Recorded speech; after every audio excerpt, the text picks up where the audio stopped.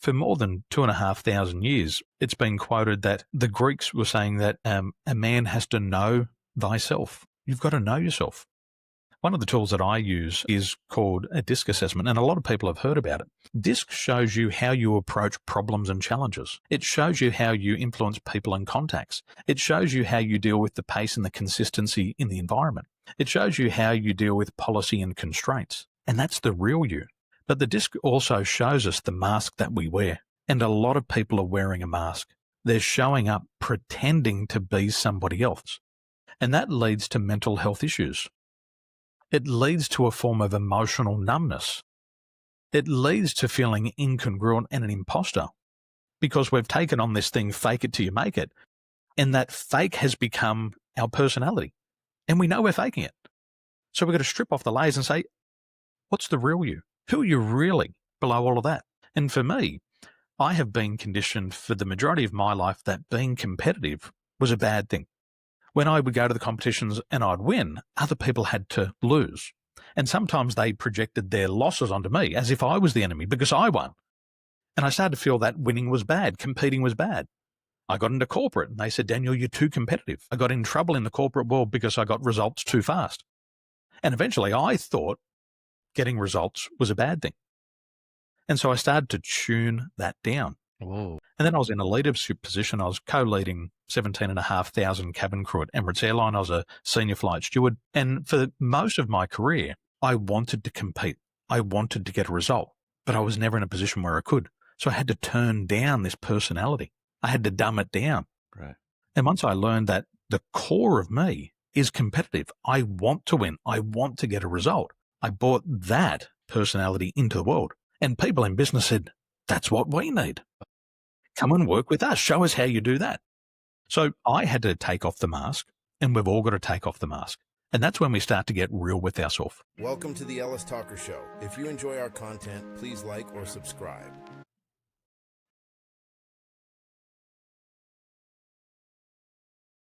Hi, welcome to the Ellis Talker Show. I'm DV LeBron. Do you have construction needs? Maybe you need a pergola. Maybe you need those Christmas lights up. They've been coming up already. Check out K&H Construction, the local firm out of Waxahachie. Chris Holmes, he'll take care of you. Let him know DV LeBron sent you. Today, my very special guest, all the way from Taiwan, hailing from the great country of Australia, Mr. Daniel Tolson. How are you, buddy? G'day. Wonderful. Thank you. So Daniel, I mean, he has had an epic life. He is an Australian competitor, champion. He's been an extreme games competitor. He's done film producing and then coaching multi-billion-dollar companies.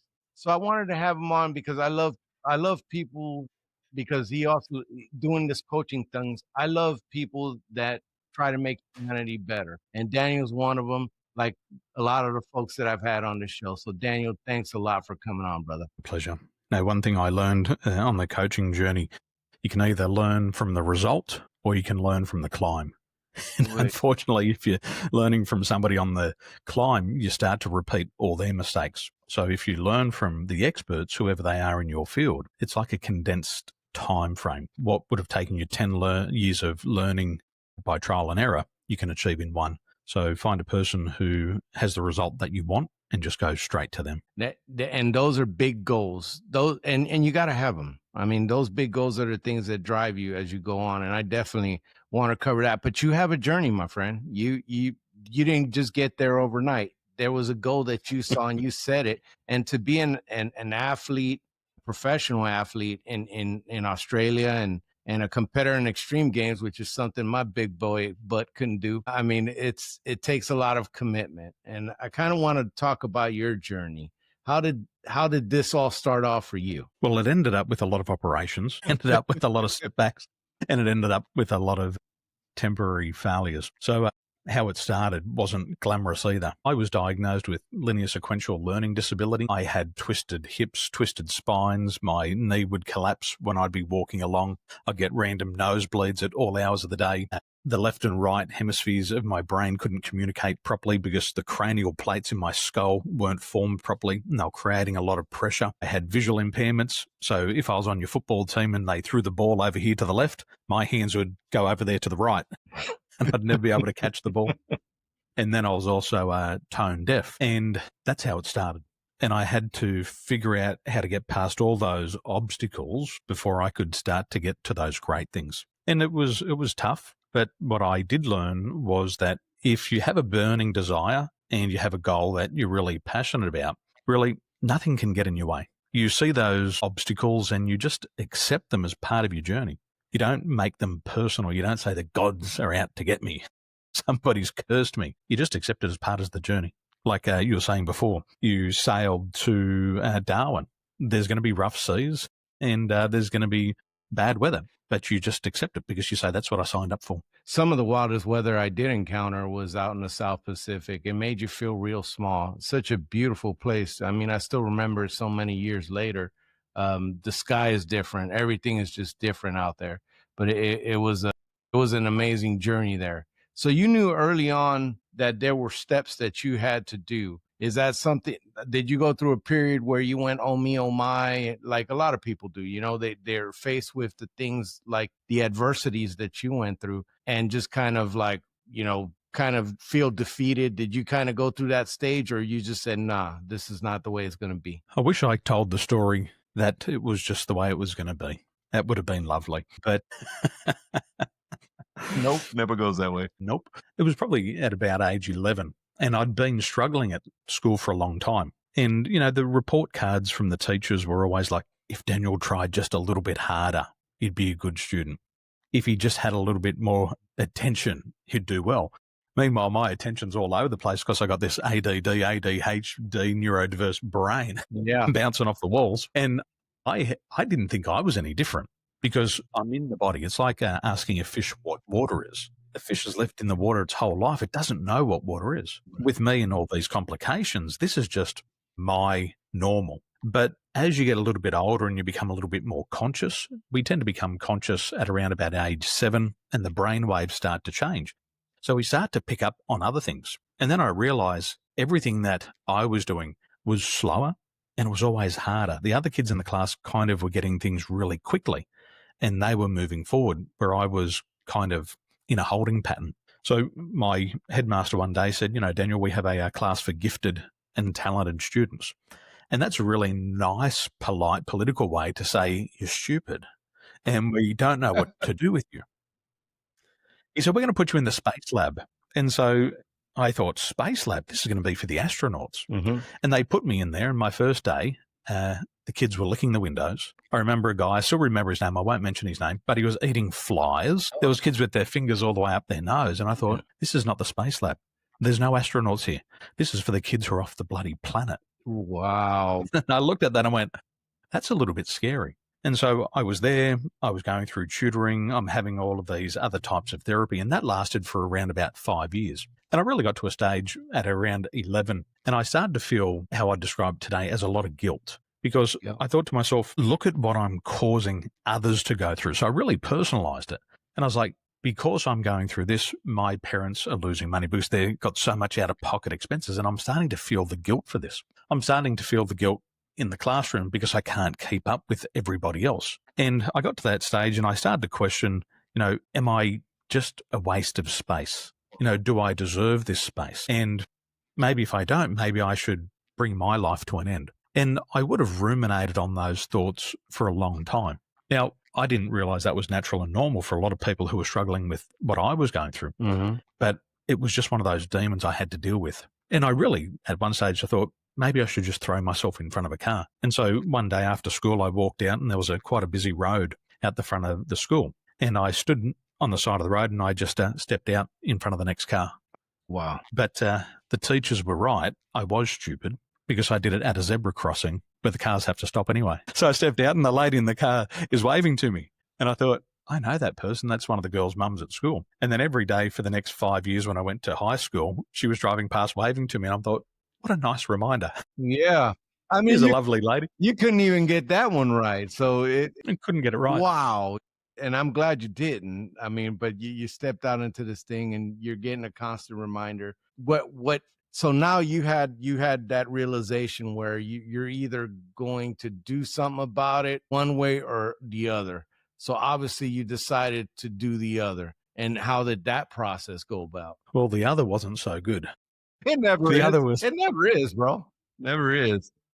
I got to high school, and it was really difficult to keep up with the other kids. But I just had to find a way to stick it out. And there was a lot of, I was talked down to a lot by the teachers. But what I realized was the things that they were teaching me, I wasn't all that interested in. I went through all these classes and I said, it's not that it's important. It's not of interest to me, because when there was a class that was really interesting to me, like woodworks or technics or the computer lab or sports, I was all in. I was the top student. You couldn't beat me. Right. But these other things, I'm just like, I don't even understand why I'm learning it. Nobody ever gave me a reason. I was going to the computer lab, and no teacher ever said to me, Daniel, if you learn how to use computers really well, you could live in a foreign land, you could live on an island, you could live life on your terms, you could work with a global audience, and you'd never have to leave your house, and you could walk your kids to school every morning, you could pick them up every afternoon.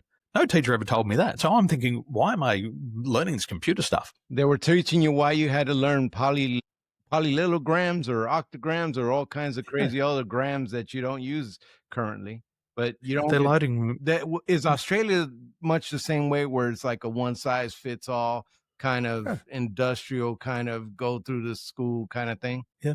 My school was a Christian school, so it was very strong on the values, whilst the teachers were having affairs with each other and teachers having affairs with the students. And that's how good the Christian system was. Wow. That's how terrible it was. So I'm going to these classes, I'm looking at this going, you're preaching and you're not practicing. You're telling me the what I need to learn, but you're never telling me why, and you're really not showing me how to implement it. So for me, that was hard. And I ended up with Epstein-Barr virus and chronic fatigue. And I believe it was a psychosomatic illness where the stress and the pressure just got to me, and I had to find a way out. And the way out was illness. And so once I had Epstein-Barr virus and chronic fatigue, I went through a period of time where I could have been sleeping for 12 to 14 hours a day. So I couldn't go to school. And eventually that was the way out, was I got sick, and the teachers eventually said, Mr. Tolson, if you come back to school, you're going to have to repeat. But if you stay at home, you get to leave. So I tried to do the exams, but I was just so far behind. And so I dropped out at the end of year 10, which is kind of our junior high, and never did senior high. Wow. And it didn't get any easier after that. No, I imagine it doesn't, because then there you were missing some of the skills, and then it doesn't sound like anybody, because I have special needs kids. That's what they call them here. And, I've dealt with having to get them the proper education and get them the stuff. And there was a lot of that you missed out on. But how did you go about that and then becoming an athlete? Well, so that was around about age 16 to 17 that I dropped out. And during that time, I had been doing a lot of water skiing. So my dad was a very good water skier, and he had broken world records in training. He never got to do it because of flooding of the rivers, but he was breaking world records in training. So I'd spent a lot of time on the water. And then probably around about 1994, wakeboarding started to become popular worldwide. And my brother brought home a board once, and he said, hey, you got to try this thing. And I hopped on the board, and the first time I actually went out on the board, I saw him and another guy riding behind the boat. And they had been practicing for probably months. And they got up out of the water, made it look really easy. And my brother said, give it a go. And I'm thinking to myself, these guys are ripping. And if I get up there, I'm going to look like an idiot. Right. So I'm like, oh, it's too cold. I didn't bring my shorts. I didn't bring my life jacket. And I've started to develop excusitis. Yes.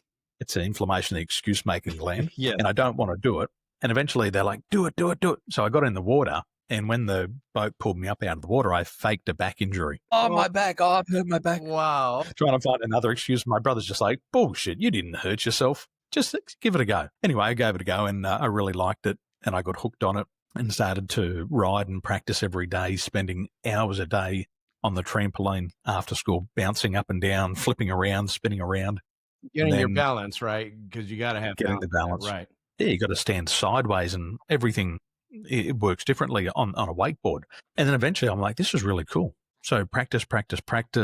And then I set a goal probably around about 1996 that I wanted to be the Australian champion. And so 9 years later, I still hadn't achieved that goal, because in 2017, doing the sport, I ruptured my posterior cruciate ligament. Oh. That was a big accident where Yeah. I landed and my leg kind of hyperextended and the knee went backwards and the toe came up towards the front of the body. Ouch. Wrong direction. So that was the wrong direction. Yes. And then after that, I went to the operation with the doctor and he said, "Oh, you've got knees of a 60-year-old man."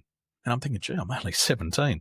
He said, "I'll fix the knee, but don't ride again." He said, "If you ride again, you'll bust it up." So I did all my rehab. 9 months later, back on the water. And like he said, I'd do it again. So I'll ride again. Don't ride again because your knee is this. Yeah, and get right back on it. That's what we do. We tend to do that. We did it. So I went back to him the second time. I said, "Just fix it this time, but don't tell me what I can and can't do. I didn't listen to you last time, and I'm not going to listen to you this time either." Because what I kind of got to was that the doctor was there to fix the knee. He wasn't there to predict my future. That's not his job. His job wasn't to predict my future and to tell me what I could and couldn't do with my life. And so that really pissed me off. I was like, that's not your job.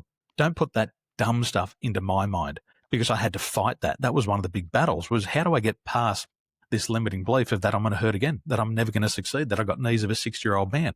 It was like a poison that he injected into my body. Right. And that toxicity was in there for a long time. It's like your Mount Everest. It's like your Mount Everest. It's the thing that you've been dealing with, your health, and like people telling you what you weren't, what you can't be. And then this doctor's slapping you with it.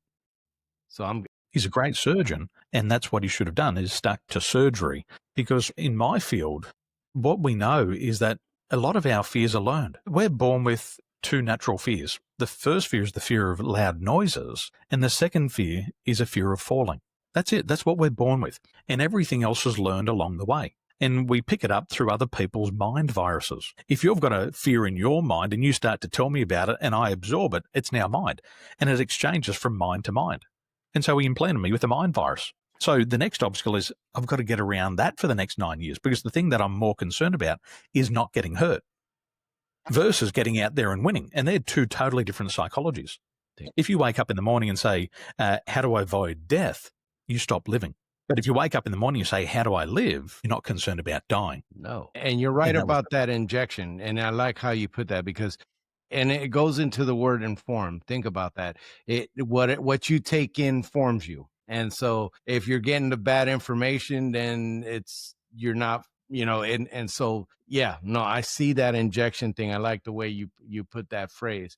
But how many times do we create our own prisons? I'm sure this is what you do. This is what you talk to people about. How many times do you think we form our own boxes? My biggest challenge in sports was not my competitors. It was my mindset, because you quickly learn in our sport that falling hurts. So you don't want to talk about this with your mates because you don't want to expose a weakness. Right. It's like everything you learn in all of these books, don't show a weakness.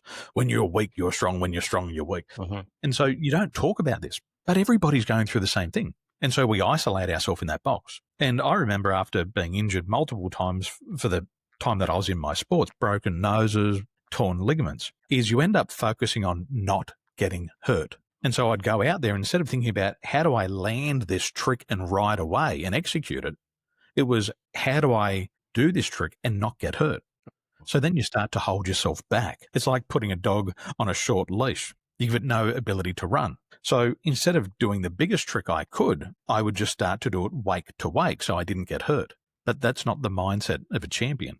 A champion has to put it on the line all the time. When you're training, you've got to train like you're competing, because you can't just train and do the fun stuff and then expect you're going to be a champion on the day of the competition. It doesn't work like that. And my brother, who was a much better rider than me, he was an Australian champion before me. He said, Dan, you can do it all when the camera's on. He said, if we put the camera on you, you'll land the tricks the very first time. The hardest tricks, the biggest tricks, the first time. And you'll do it when the camera's on. You'll do it when the crowd's there. You'll do it at the competition, but you don't do it in training. He said, that's going to be your biggest problem. And it was true. I was afraid to get hurt in training, but when the payday was there, I would do the tough stuff. Right. But that was also a limitation. So those constraints were internalized. Do you think that the motivations shape us in that? I would say personality. We've got three types of motivators. The first motivation is biological motivation, and that's just the survival instinct. So if anybody tells you they're motivated, believe them. We're all motivated not to die and just to survive. And that's how most of the people on the planet live. And if we look at the world today, most people are living hand to mouth, whether it be financially, emotionally, in their relationship. They're just surviving. They're not thriving. So everybody's motivated. The second type of motivation is extrinsic motivation. And that's the stuff we do for the accolades. That was me in front of the crowd. That was me in front of the camera. There was a reward. Do a trick, get a clap. Do a trick, get a trophy. And eventually what happens is that's short-lived because you end up feeling like an imposter. I'm doing all this for a reward, but I'm not doing it for the enjoyment. And then the third level of motivation is what's called intrinsic motivation. And that's where you do things because it just makes your heart sing. You want to get up in the morning because you love what you do. You want to stay up late because you love what you do. You'll go out onto the river in any weather because you love what you do. You'll ride in the worst conditions. You'll ride on the coldest day. You'll ride behind the worst boat with the worst equipment just because you love what you're doing. And ultimately, once I got to that stage of intrinsic motivation, the following few years really shifted and I started to enjoy myself, started to go bigger, execute without the cameras being on. But it took a lot of time to find that and then to transition through it. Now that's like the most beautiful motivation, the one where you don't have to fight it to do it. You just thoroughly enjoy it. I find that in this podcasting thing and doing this show, I definitely, and in serving others. I can never get enough of that, and much to the detriment of my wife sometimes. She's like, hey, you're doing too much. And I enjoy helping others, and I definitely enjoy this because of the different people and how it brings different people together and all these stories that are to be told. I mean, that motivation, that intrinsic motivation is wonderful. When you're coming into these different settings where you're helping these people, what is the first thing that you're telling them? Hey, this is what you need to do. Because when I was reading your stuff, it said you come at them raw. And that's a very Australian trait. You guys don't sugarcoat. I don't think that's part of you guys' genetic makeup in Australia. So how do you approach that with somebody that needs that kind of help? Well, raw is real. And when people come to me for coaching, is they've done all the surface layer stuff and it doesn't work. All the surface level stuff doesn't work. You've got to get down to the core. And to get to the core, what I say in my field is trust in science. And the reason why I say trust in science is because we have tools and technologies today that have been developed for thousands of years to help us understand our true personality. And for more than 2,500 years, it's been quoted that the Greeks were saying that a man has to know thyself. You've got to know yourself. One of the tools that I use is called a DISC assessment, and a lot of people have heard about it. DISC shows you how you approach problems and challenges. It shows you how you influence people and contacts. It shows you how you deal with the pace and the consistency in the environment. It shows you how you deal with policy and constraints. And that's the real you. But the DISC also shows us the mask that we wear. And a lot of people are wearing a mask. They're showing up pretending to be somebody else. And that leads to mental health issues. It leads to a form of emotional numbness. It leads to feeling incongruent and an imposter because we've taken on this thing, fake it till you make it. And that fake has become our personality. And we know we're faking it. So we've got to strip off the layers and say, what's the real you? Who are you really below all of that? And for me, I have been conditioned for the majority of my life that being competitive was a bad thing. When I would go to the competitions and I'd win, other people had to lose. And sometimes they projected their losses onto me as if I was the enemy because I won. And I started to feel that winning was bad, competing was bad. I got into corporate and they said, Daniel, you're too competitive. I got in trouble in the corporate world because I got results too fast. And eventually I thought getting results was a bad thing. And so I started to tune that down. Whoa. And then I was in a leadership position. I was co-leading 17,500 cabin crew at Emirates Airline. I was a senior flight steward. And for most of my career, I wanted to compete. I wanted to get a result, but I was never in a position where I could. So I had to turn down this personality. I had to dumb it down. Right. And once I learned that the core of me is competitive, I want to win. I want to get a result. I brought that personality into the world. And people in business said, that's what we need. Come and work with us. Show us how you do that. So I had to take off the mask, and we've all got to take off the mask. And that's when we start to get real with ourselves. Yeah. No, Are you angry right. or not? For me, I'm a very angry person. I'm a mad person.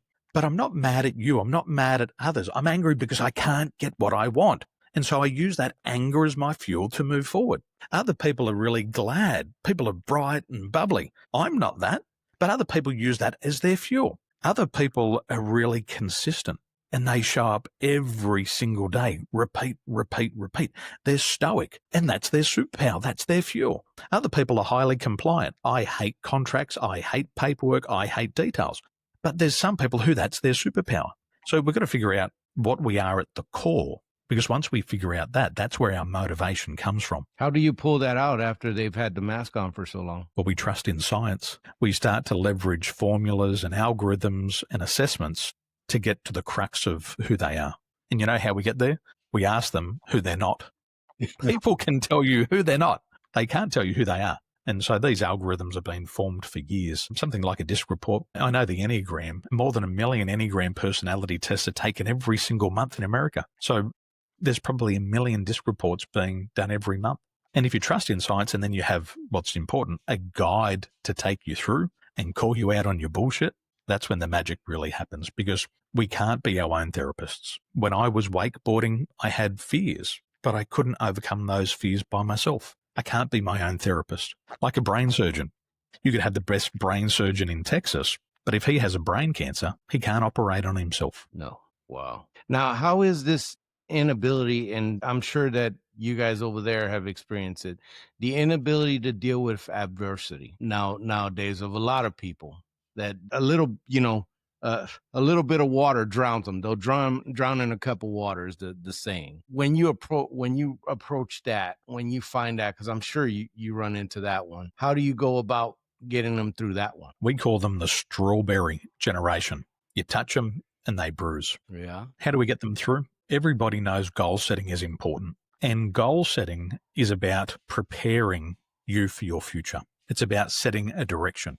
And one of the biggest reasons why people don't set goals is that they're afraid to try and fail. And they've been given bad advice over the years. Shoot for the stars, shoot for the moon, 10x all of your goals. And they've been set up to fail. What we have to build is we have to build solid foundations. And if you're setting a goal for the first time in your life, and this is when people start to think about it, coming towards the end of 2025, start of 2026, they start to think, I better set a couple of goals. Should lose some weight. Right. I should work on my relationships, and I should start to save or earn some money. But what happens is people will set $1 million goal when they have no savings in the bank. And automatically they look at this $1 million goal and inside they say, that's not going to happen. I've got nothing in the bank. How do I go from 0 to 1 million? And automatically they start to self-sabotage because the goal is too big too soon. If you want to become a millionaire, you've got to become a thousandaire first. And if you want to become a thousandaire, you've got to become a hundredaire and then a dollaraire first. So we've got to get back to basics and we've got to start to achieve and set small goals. So the first goal that you should set should have a 99% success rate because we've got to retrain the brain to say, well, if I set a goal and I achieve it, I know that it works. And once you have a 99% success and a 1% failure rate, you then can go to a 98% success rate and a 2% failure rate.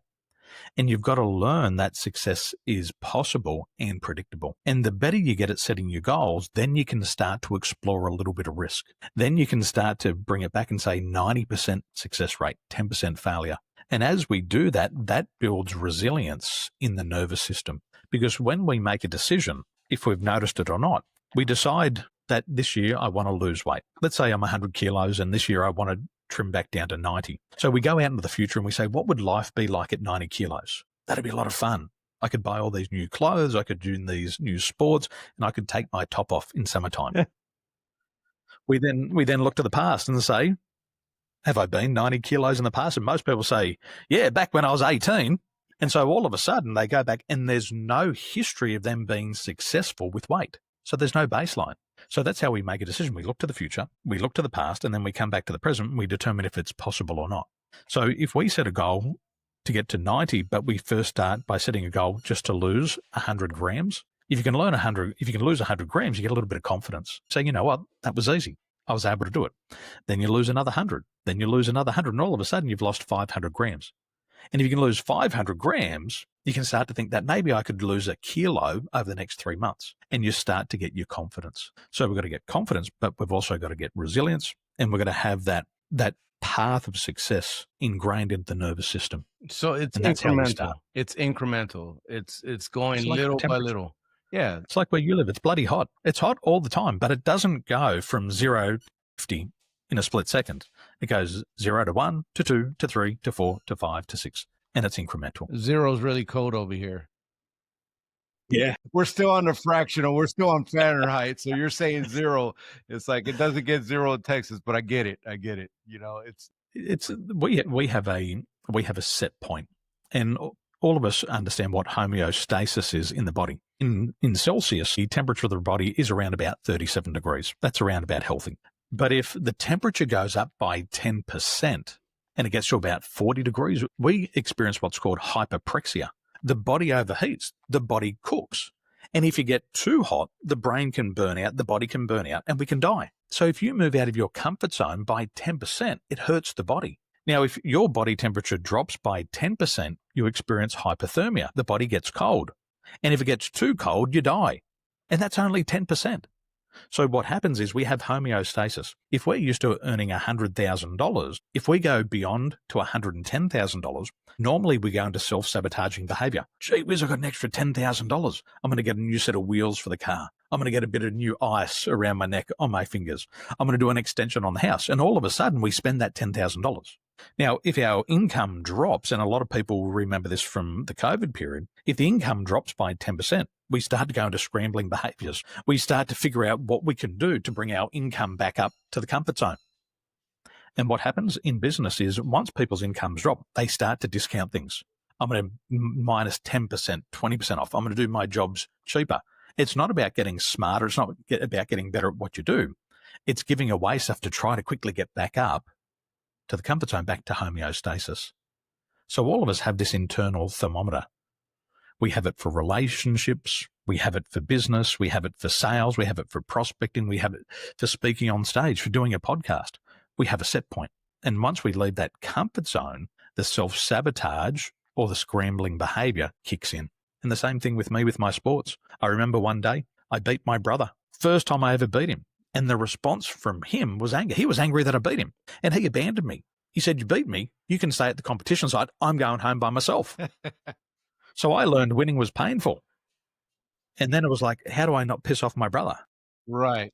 Well, you never really want to piss off him. And I got an older brother, and I never liked pissing him off too much because that never went well for me when we were young, you know. But yeah, no, it is a crazy and interesting journey in the way that you look at these things and have broken them down to the things that we know, but don't vocalize. And then you go and you vocalize it to help these people change. I've been scrolling your website. If somebody wants to reach out to you and wants to learn more about what you do they just go over to your website? Go to danieltolson.com and also go to my YouTube channel, Daniel Tolson. I think I've got like 1,700 videos there. The trainings that I've done throughout the years, they're on there for free. And that's a best place to start. We've got to re-educate ourselves. We've got to get rid of the old mind viruses and we've got to download some new programs. So it's a great place to start. I love the way you look at it. Dude, I really appreciate you coming on. Can you stick around real quick after the show? 100%. Thank you.